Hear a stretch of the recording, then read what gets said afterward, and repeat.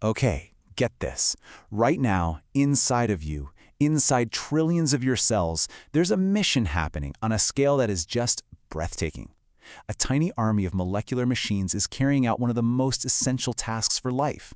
So today, we're going to dive into the absolutely incredible story of how your body copies its own instruction manual. So, what kind of number are we talking about here? 3 billion. That's the number. 3 billion letters, or base pairs, packed into the DNA of just a single human cell. I mean, that's a biological blueprint of just staggering complexity. And this is where it gets really mind-bending. Your cells can copy that entire 3 billion letter manual in about 8 hours, every single time a cell needs to divide. To put that in perspective, that's like flawlessly transcribing 1,000 Bibles in a single workday. So that brings us to the big question, right? How on earth does life pull this off? This is a high-stakes molecular mission. We have to be unbelievably fast, but even one tiny mistake can have huge consequences. So, let's find out how it's done. All right, to get what's happening in this mission, first we've got to understand the rules of engagement. Because DNA replication, it isn't some chaotic free-for-all. No, it follows a very strict and honestly, a very elegant set of principles. There are 3 really crucial rules to this whole mission. First up, it's semi-conservative. All that means is that each new DNA double helix is a hybrid. You get one of the old strands and one brand new one. Second, it's bidirectional. Imagine a zipper opening in the middle. It unzips in both directions at once. That's what happens here. And third, these starting points, they're not random at all. They are very specific DNA sequences called origins. So how do our cells solve that speed problem? Well, if you're a little bacterium, you might just have one origin. But for our massive genome, we need way more firepower. To copy 3 billion letters in just 8 hours, our cells kick off replication at up to 100,000 different origins, all at the same time. It's a massively parallel operation. Now, an operation this complex, you better believe it requires a specialized team. So let's meet the key players in this molecular construction crew. Each one is an enzyme, and each one has a very specific and very critical job to do. First up, meet helicase. The easiest way to think of this guy is as the unzipper. It latches onto the DNA at an origin, and then using a bunch of cellular energy, it just pries apart the 2 strands of the double helix. This creates the template that the rest of the crew needs to get to work. Next, we've got primase. Now, the master builder of the crew, who we're going to meet in a second, has this funny little rule. It can't just start building on a bare foundation. It needs a starting block. So primase comes in and lays down a short little RNA runway, or a primer, giving the builder a perfect place to take off from. And here it is, the star of the whole show, DNA polymerase. This is the master builder. It zooms along the original DNA strand and adds the correct matching letters to build the new one. But it has one very strict limitation. It can only build in one direction. Think of it like laying down a train track where you can only add to one end. This single rule, called the 5' to 3' direction, creates a really fascinating puzzle for the cell to solve. And finally, we have DNA ligase. This enzyme is the crew's finisher. It's basically molecular glue. As we're about to see, the building process can sometimes be a little bit choppy. So ligase comes in at the very end to seal up all the nicks and gaps, creating a perfect, continuous new strand of DNA. So we've met the crew, we know the rules. But that whole one-way building rule we just talked about, it presents some serious logistical challenges. And the solutions the cell has come up with are nothing short of brilliant. Okay, here's the puzzle. The 2 DNA strands are like a two-way street, but our master builder, DNA polymerase, can only travel in one direction. So on one strand, called the leading strand, everything's great. It can just build smoothly and continuously. But the other strand, the lagging strand, is facing the wrong way. So what's the solution? The cell builds it discontinuously in these small, backward stitch pieces called Okazaki fragments. Each little piece needs its own primer to get started. It's just a really elegant workaround to a fundamental problem. And there's another challenge.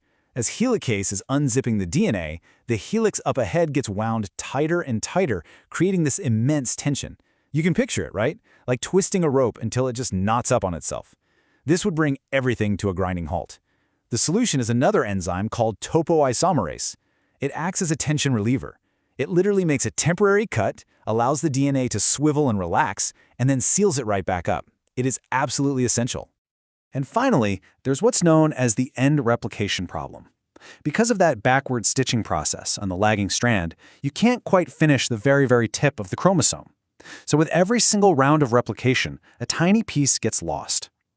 To protect our important genes, an enzyme called telomerase adds these disposable repetitive caps called telomeres to the ends. They're kind of like the plastic tips on your shoelaces. In fact, the shortening of these very telomeres is linked to how our cells age. So you might be thinking, a process this fast must be full of mistakes, right? Well, wrong.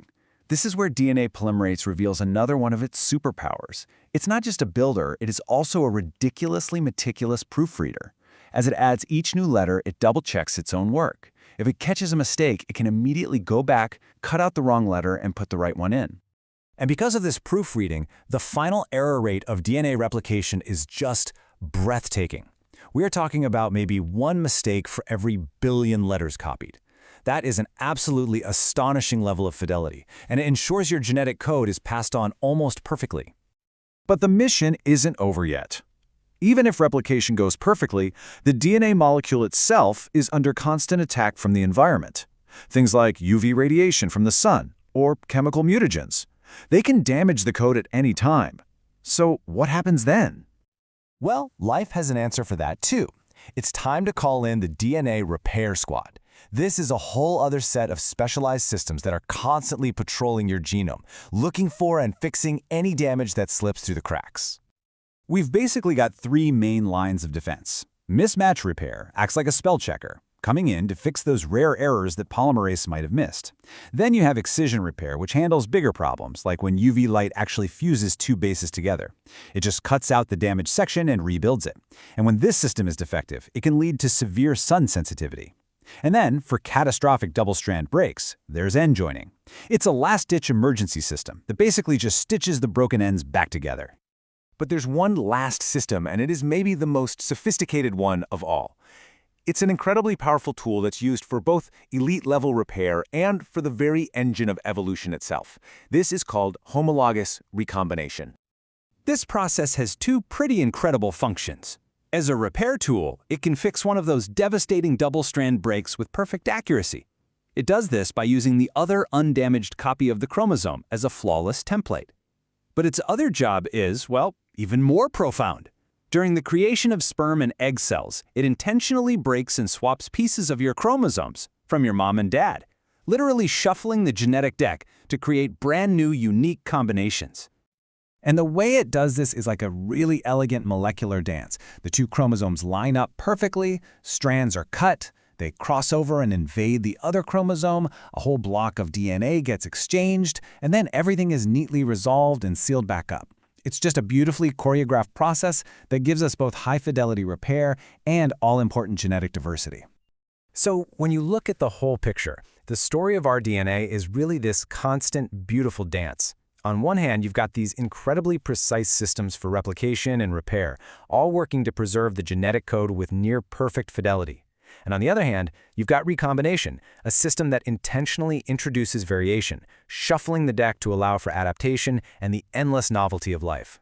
It's this perfect balance between stability and change that is happening inside you right this second.